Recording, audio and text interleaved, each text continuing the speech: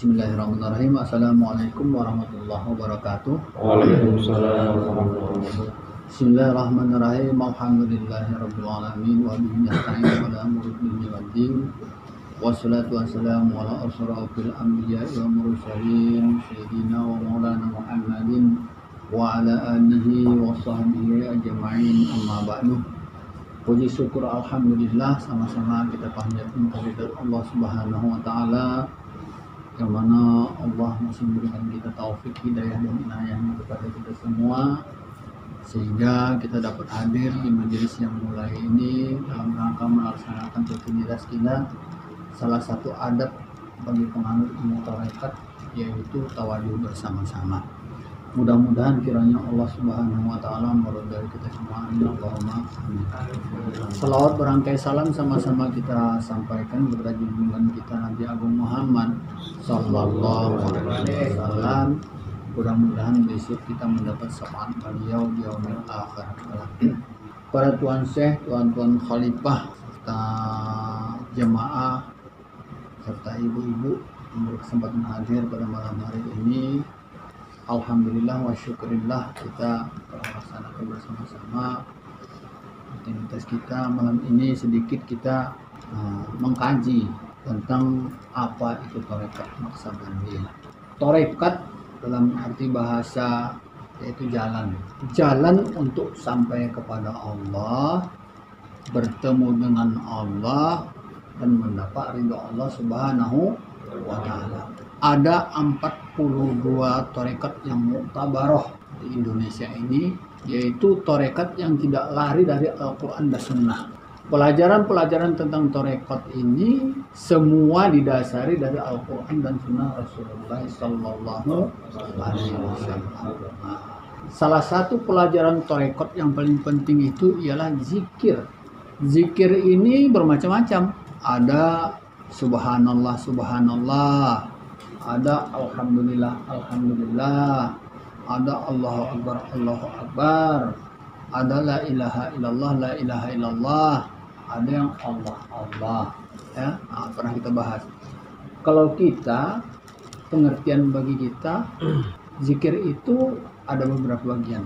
Jadi subhanallah itu namanya tasbih, subhanallah, subhanallah. Jadi zikir sifat juga masih. Alhamdulillah, alhamdulillah itu namanya tahmid, ya kan? Allahu akbar itu namanya takbir.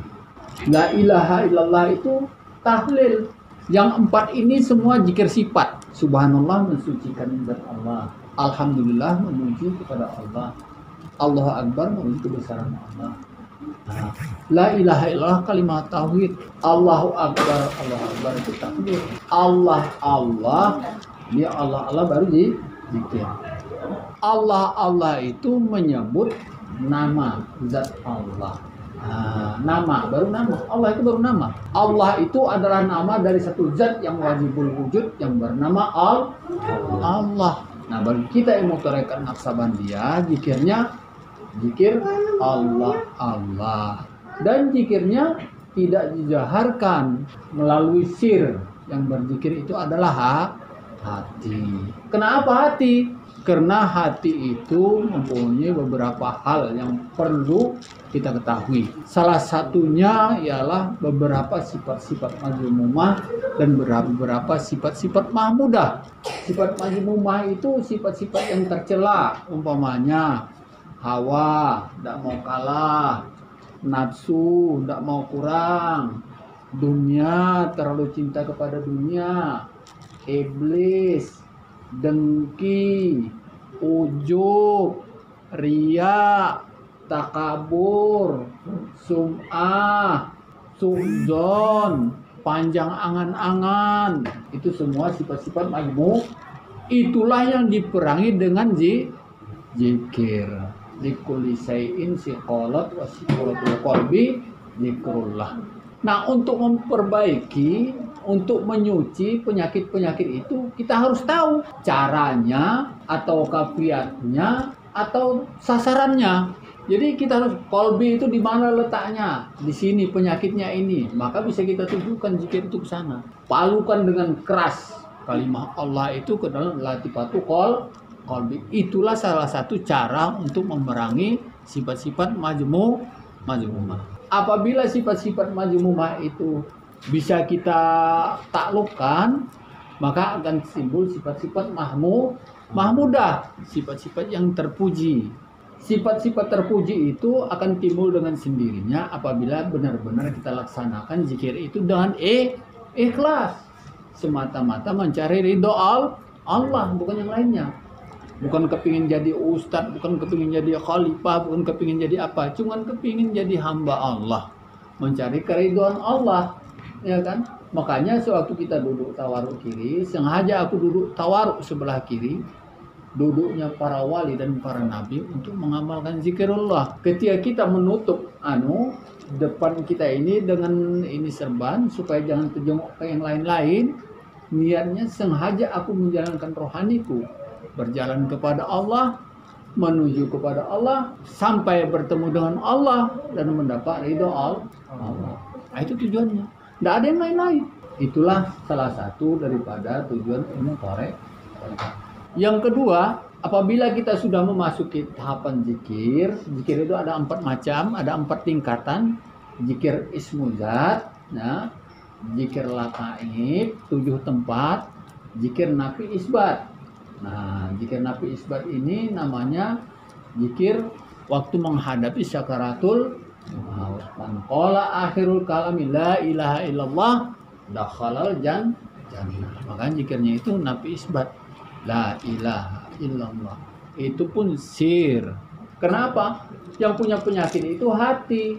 Tentu yang makan obat itu hati. Kalau yang punya penyakit itu hati, yang makan obat itu mulut, tidak ketemu. Berhubung yang punya penyakit hati, yang makan obat itu harus hati. Karena yang ngobati hati itu sendiri. Itu menghadapi sakaratul maut. Tingkatan ketiga, zikir keempat namanya zikir ukuf. Zikir ukuf ini kesudahan daripada zikir. Masuk ke muraqabah. Nah, nanti tuan-tuan kalau suruh nanti sampai ke sana. Masuk ke muraqabah. Muraqabah pertama, tingkatan pertama itu innallaha kana alaikum raqiba. Sesungguhnya Allah mengintai kamu di mana saja kamu berada, walau ke jamban sekalipun, tetap diintai Allah.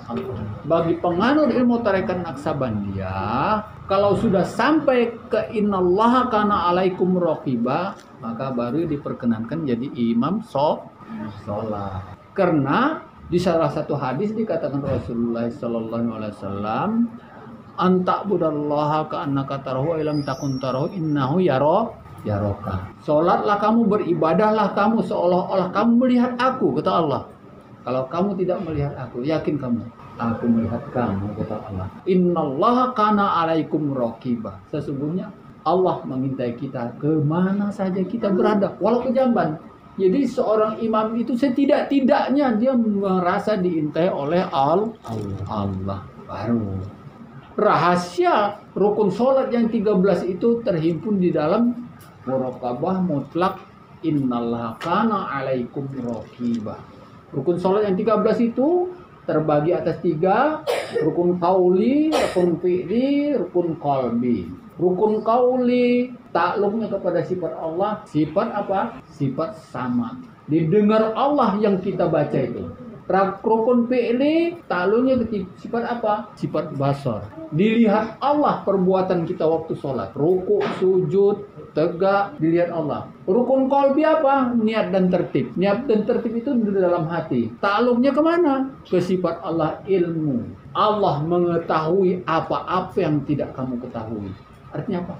Isi hati kita ini diketahui Allah. Tidak usah ucapan, tidak usah perilaku. Isi hati kita ini diketahui oleh Allah. Innallaha kana alaikum raqiba. Jadi secara umum Allah mengintai kamu di mana saja kamu berada. Hati kita, perbuatan kita, ucapan kita diintai oleh Allah. Makanya takluknya ke rukun sholat tadi. Itu salah satu pentingnya kita sampai mengamalkan ilmu tarekat ini untuk membantu kita supaya khusyuk sholat. Nah, bagaimana orang yang khusyuk sholat? Cuma Allah yang tahu. Kita tidak tahu. Kita tidak bisa menilai orang. Daripada kita nilai orang, lebih bagus kita menilai diri kita sendiri. Sudah pas apa belum sholat kita? Hadir apa enggak hati kita? Kalau tingkatan kita ini, waktu mengangkat Allahu Akbar, ingat sama Allah sudah alhamdulillah. Tingkatan para mereka itu katanya as-sholatul mi'rajul mu'minin, enggak tahu kita mau mana, ya kan? Kemudian muraqabah itu naik lagi ke atas. Karena muraqabah ada 6. Masuk ke muraqabah tingkat kedua. Muraqabah namanya muraqabah af'al. Ahadiyatu af'al. Apa di sana? Allahu khalaqakum wa ma ta'malun. Aku yang menjadikan kamu, kata Allah, dan apa-apa perbuatan kamu. Ini tauhidul af'al. Tauhid itu kan ada 4. Tauhidul asma, mengesahkan asma Allah. Tauhidul af'al, mengesahkan perbuatan Allah. Tauhidul sifat, mengesahkan sifat Allah. Tauhidul zat, mengesahkan zat Allah. Ini tauhid 4 ini. Insya Allah kita sampai ke sana pelan-pelan. Setelah kita ke muraqabah tingkat kedua. Allahu khalaqakum wa ma ta'malun. Allah yang menjadikan kamu dan apa-apa perbuatan kamu. La tahraqa dzarratan illa biiznil. Tidak bergerak sebiji zarah pun melainkan dengan izin Allah, termasuk hembusan angin, debu-debu yang terbang, daun-daun berguguran, datangnya bah, datangnya angin topan, datangnya semua pada hakikatnya perbuatan Allah semata-mata. Meletusnya gunung, semua pada hakikatnya perbuatan Allah semata-mata. Tidak ada yang bisa berbuat kecuali Allah. Itu perlunya kita. Supaya terjadi sesuatu jangan nyalakan si anu, gara-gara si anu. Enggak, pada akhirnya perbuatan Allah. Imbas perbuatan Allah itulah diakibatkan daripada perilaku kita. Telah terjadi kerusakan kata Allah. Jarot bari maka sahabat aidin nas itu telah terjadi kerusakan di bumi dan di lautan, di darat dan di lautan. Diakibatkan ulah tangan manusia itu sendiri. Pada hakikatnya bukan tangan manusia itu. Akibat dari perbuatan manusia itulah datang murka Allah. Allah turunkan banjir. Allah turunkan angin topan. Akibat perbuatan manusia itu. Boleh jadi itu peringatan dari Allah. Boleh jadi itu ajab dari Allah. Iya kan? Untuk menyadarkan kita semua bencana yang terjadi di bumi ini pada dasarnya pasti ada sebab-sebabnya. Allah tidak menurunkan sesuatu dengan tidak ada sebab. Itulah itu dia. Pasti ada sebabnya. Katanya asbabun nuzul, sebab-sebabnya turun, tapi bukan mengukur asbabun nuzul ajab dari Allah itu atau peringatan dari Allah. Dan itu pada hakikatnya semua perbuatan Allah. Itulah tauhidul jadi terjadi segala sesuatu itu kita pandang sama pada akhirnya.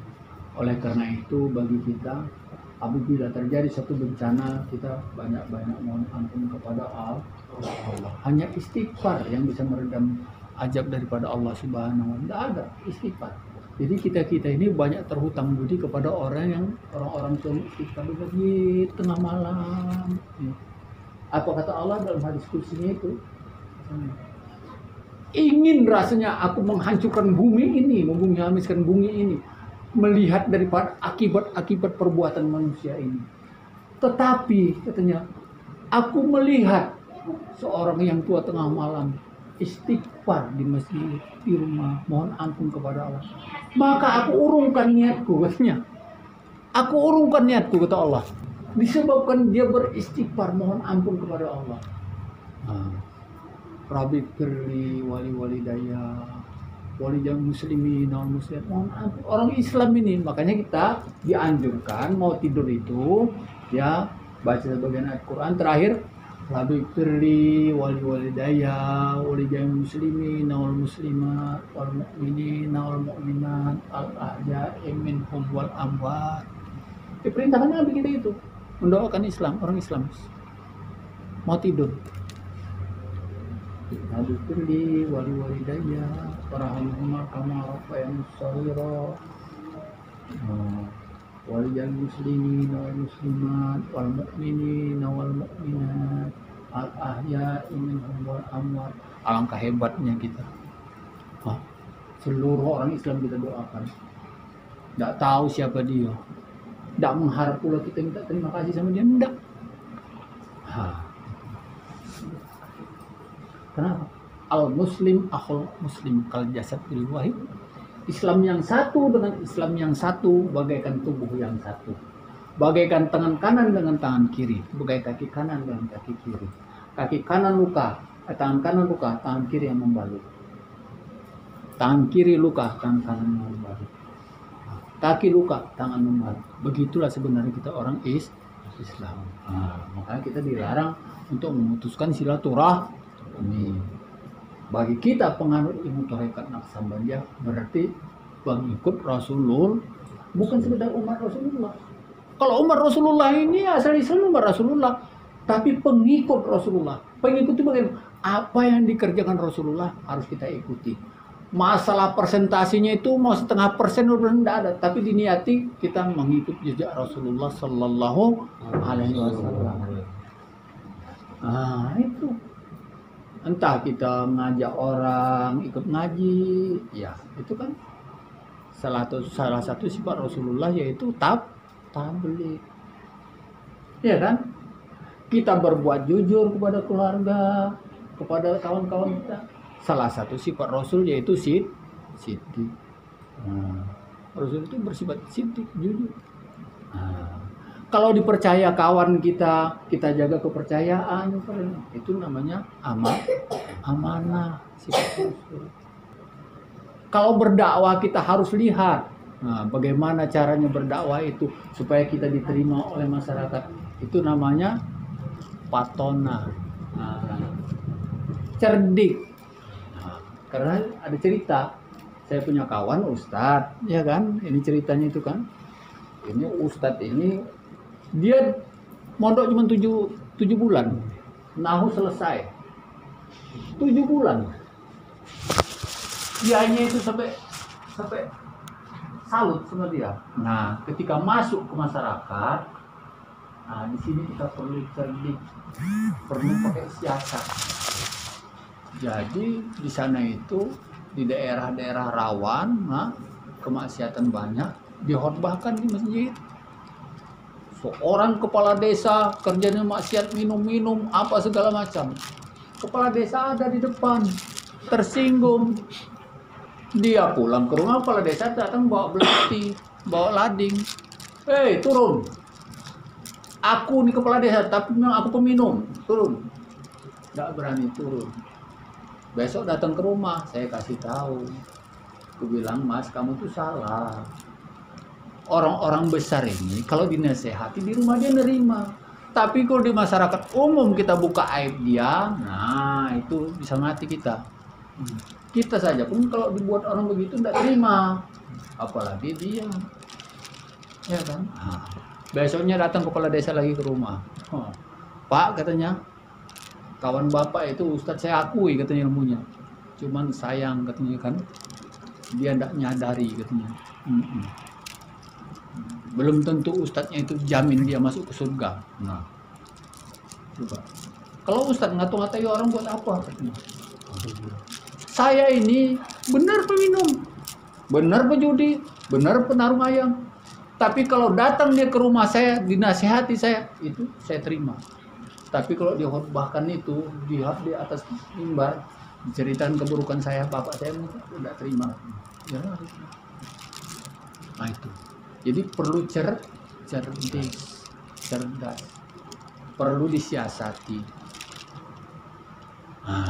Itulah gunanya ilmu. Ini jadi pegangan bagi kamu nanti, karena kamu ini calon, ya, ujung tombaknya agama Islam. Kapan kamu dapat khalifah? Itu khalifah artinya pemimpin.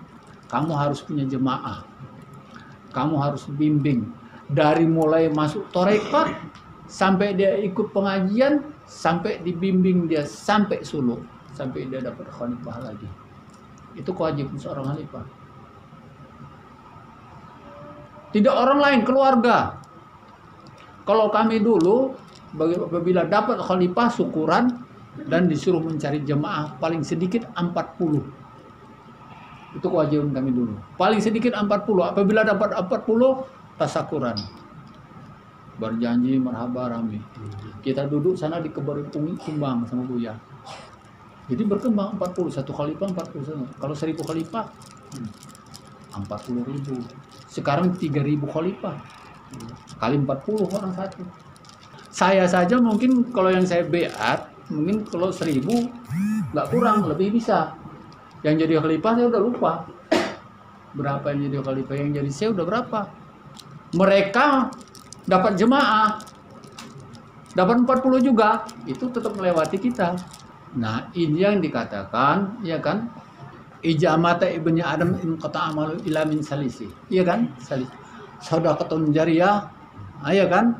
Al ilmu yang tafawih, Allah dan solihah yang mula. Apabila mati anak Adam itu terputus amalnya, tidak bisa sholat lagi, tidak bisa. Ilamin salih 3, kecuali 3. Sedekah jariah, kalau kita punya tanah, punya duit, sumbangkan ke pesantren, sumbangkan ke masjid, itu kita jadi bangkai, itu masih ngalir ke rohani kita. Ilmunya manfaat yang kita ajarkan dan dipakai dia, diajarkannya pula, nah itu ngalir. Nah, tidak putus. Atau auladan soleh, anak yang soleh dan solihah, yang mendoakan. Mana ada anak yang tidak soleh mau doakan kita di kuburan?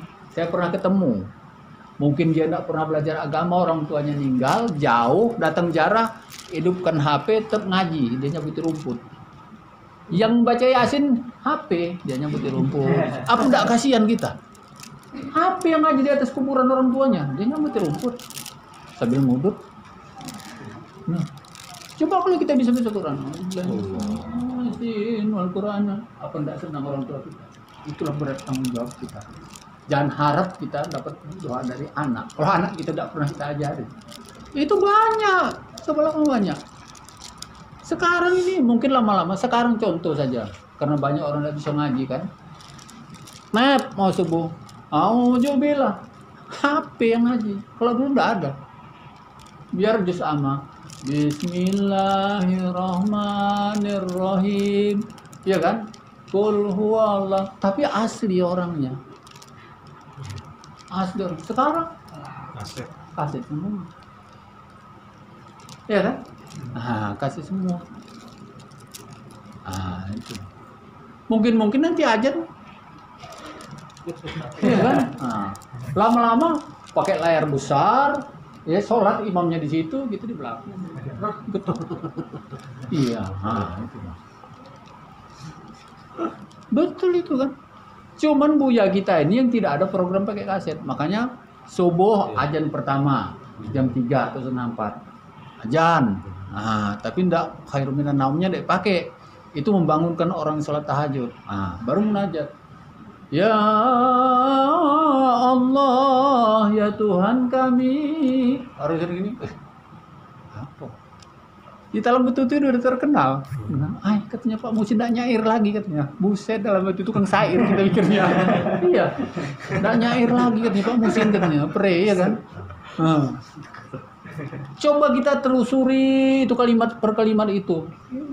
Itu karangan Pujangga itu. Pujangga dulu. Syekh Abdul Wahab Rokan. Semua itu membangunkan kita ini, hati kita ini. Ampuni olehmu akan diri kami, katanya kan. Demikian lagi dosa ibu bapa kami, sekalian muslimin dan murid guru kami, sekalian jamaah dan ahli guru kami, sedunia diampunkan, tidak diampunkan. Jangan hampakan akan pinta kami. Pinta kita itu jangan sampai hampa, jangan sampai kosong. Tiada siapa yang lain tempat harap kami, ya kan? dengan berkat hikmah pertama guru kami. Ngambil hikmah dari guru-guru, dari wali-wali. Makanya di dalam NU, orang NU kalau dia mau doa banyak kali dikirimi Fatihah. Itu sebenarnya mengambil hikmah dari guru-guru. Ya, ilah hadaratin gini, kiai ini. Karena ilmu yang dipakainya ini dari kiai itu. Jadi, ya ilah dikirimnya Fatihah sama kiainya. Maka orang-orang NU itu banyak mustajab doanya. Karena mengambil daripada berkah-berkah guru-guru. Kita bisa baca Quran dari guru, bisa berdoa dari guru, bisa sholat dari guru. Tapi begitu udah kita pandai, ada pakai guru-guru. Rasulullah pakai guru. Siapa gurunya? Jibril. Ayat Quran itu melalui Jibril. Sebagiannya. Dari Jibril. Dari mana? Apa tidak bisa Allah nurunkan langsung ke Nabi? Bisa. Tapi itu adab, harus pakai guru, melalui guru. Perantara. Isra Mi'raj apa tidak bisa diangkat Allah langsung sampai ke atas? Bisa. Kenapa harus pakai Jibril? Itulah namanya adab. Itu nama adab. Kocok-kocok datang dapat jerkoi ketepuk dihantam orang. Iya enggak? Tapi kalau kita datangi dulu, ya security-nya, ya kan? Apa pengawal pribadinya, apa kan datangi dulu. Bisa pendak ketemu sama Pak Presiden. Itu. Ada siapa kata gurunya? Ini. Pak, ternyata ada orang datang. Dari mana? Dari itu. Masuk ya. Kucuk-kucuk datang kita pakai endak garu-garuan masuk ke istana. Siapa kamu katanya? Itu sama manusia. Apatah lagi sama Allah. Itu makanya Nabi ini diturunkan lain tidak memperbaiki akhlak secara umumnya, adab secara khususnya. Bagaimana cara menyembah Allah, bagaimana supaya dapat sapaan Nabi, itu diajarkan. Itu. Inilah perlunya kita itu belajar. Jadi kalau ada orang langsung baik, tak pala sama guru sama anak, hebat dia itu. Hebat dia itu. Kenapa hebat? Tidak disadari aja belajar apa tidak di sekolah. Bisa apa dia ujuk-ujuk lahir bisa baca. Mau tahu lagi itu ya enggak? Guru itulah. Pahlawan tanpa jasa kata orang-orang dulu. Mana jasanya dulu? Pahlawan tanpa jasa itu guru itulah, enggak sadar. Bisa kita tahu alif bengkok ABC itu dari guru itulah. Kalau ibu kita sibuk di rumah ngurusi rumah-rumah itulah. Paling-paling sekali kita diajarinya ya kan. Tapi kalau guru memang itulah ditugaskan dia. Alangkah mulianya itu guru-guru itu. Dari gurulah kita kenal huruf-huruf. Dari gurulah kita kenal sama Allah. Makanya kita wajar minta berkah dari guru-guru. Berkat keramat Raja Salman. Ya, Salman Al-Farisi. Itulah tarekat Naqsabandiyah. Mengajarkan kita, menuntun kita, rohani kita dan jasmani kita taat lahir dan batin kepada Allah. Jangan lahir baik, batin juga harus taat.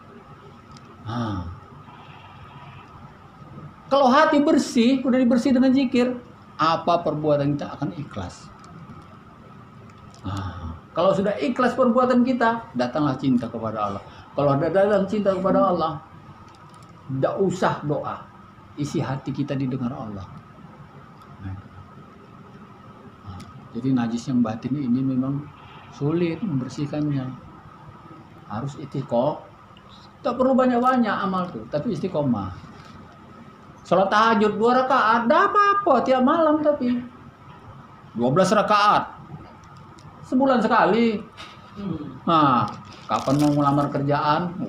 Tahajud. Kapan tidak lulus, berhentilah itu. Jadi bukannya dawam, harus dawam. Harus istiqomah. Kan memang istiqomah itu yang paling berat. Oleh karena itu, mari kita bersama-sama zikir itu benar-benar. ikhlas semata-mata mencari ridho Allah Subhanahu wa Ta'ala, supaya mendapatkan hasil dan manfaat daripada zikir itu, baik dunia ini maupun akhirat. Assalamualaikum warahmatullahi wabarakatuh.